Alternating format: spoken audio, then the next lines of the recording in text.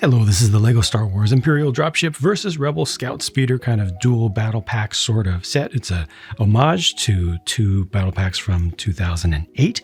I paid $40 US for this. It comes with 383 pieces, built it live on Twitch, and I'm going to do something that I shouldn't do. I'm going to tell you right off the bat that I don't have any major problems with this set, not even its price. I should not tell you that, because what I should do is draw things out as long as possible to try to keep you here and increase the watch time. But I don't like to waste people's time, especially not for my own profit. I would rather that you know in advance in case, I have an opinion that you just don't want to hear. So now you know.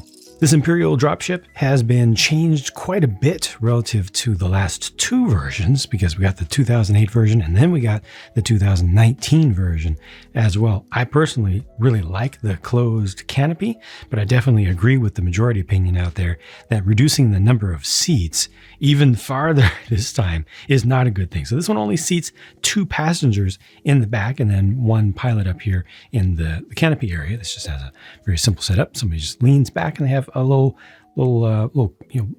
console up towards the front, and that's a printed piece.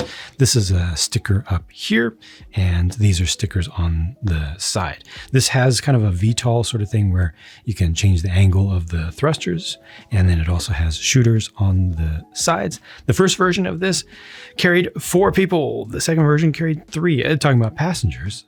And this one carries just 2. At least it does have the clips on the sides to hold on to the blasters of those 2 people. And you can just drop them together like this. So you can have your 2 passenger stormtroopers sitting there and then just drop them. And then this can just take off. So they've got their little weapon rack as well. Technically, you could kind of try to put a third person there, but you're going to have the arm up over here. It's got to be leaning forward. That's not great. This guy's going to get his helmet burned the whole time by the exhaust here. Maybe you could just make it past. It's just for something this size. This is I think the most massive one of these that they've done out of the 3 now. And yeah, it's definitely a loss to playability, which is really important, especially for these types of sets, to only be able to carry 2 passengers. Now, it does carry all of the stormtroopers in total that are included in the set, just 3 of them, but it doesn't hurt to be able to carry more, right? It's a drop ship. Let it drop more people. Folks might have more figures to drop. Here's the funny thing with public opinion. Everybody says this thing is great. It's a huge upgrade over the original version from 2008. And I agree with that personally. I think it looks very, very good. I think it looks believable. I think that it looks like something that certainly would be in the Star Wars universe, and it could even be sold as just its own set. This is a nice thing. It does have stickers. You get a sticker here, one on the front, one on the other side, but the overall design of it is nice. However, just like the Imperial Dropship, this one only carries a total of 3 troops. So 1 sits there in kind of a pilot seat, 1 sits there, and then 1 can sit awkwardly up here on the top of the turret.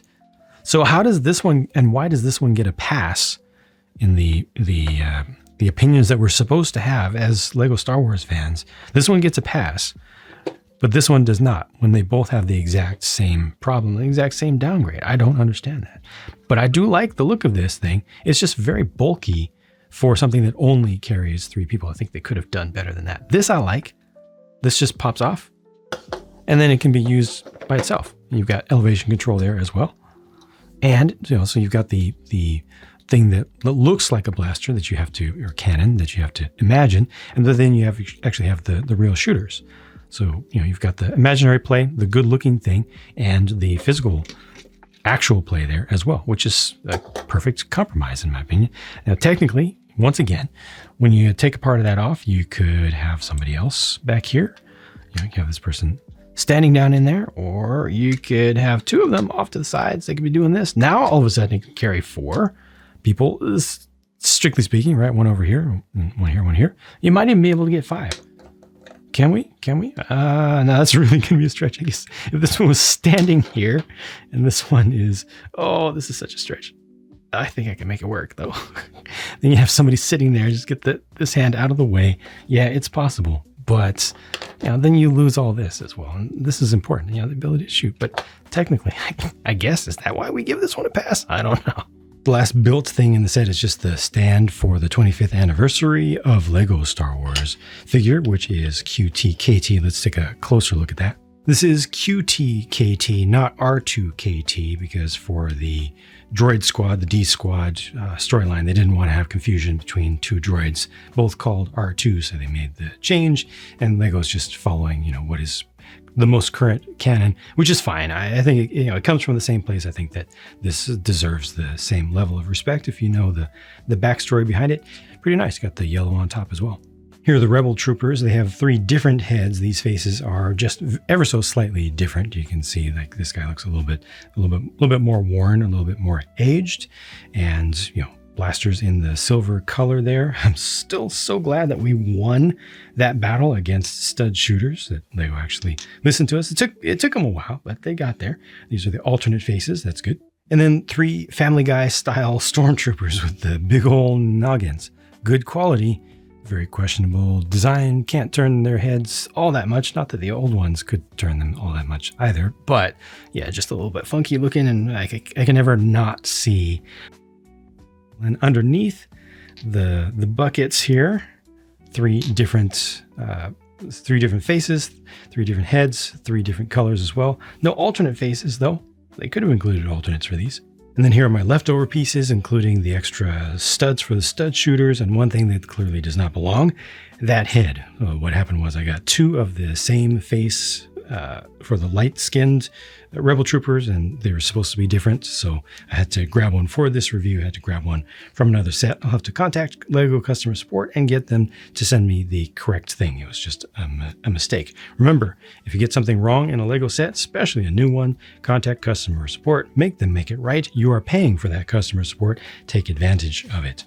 And thanks to the viewers on Twitch while I was building this, who let me know that I could just make a substitution from a set that I already thankfully still had, even though it's packed up quite a bit. And this is what the sticker sheet looked like.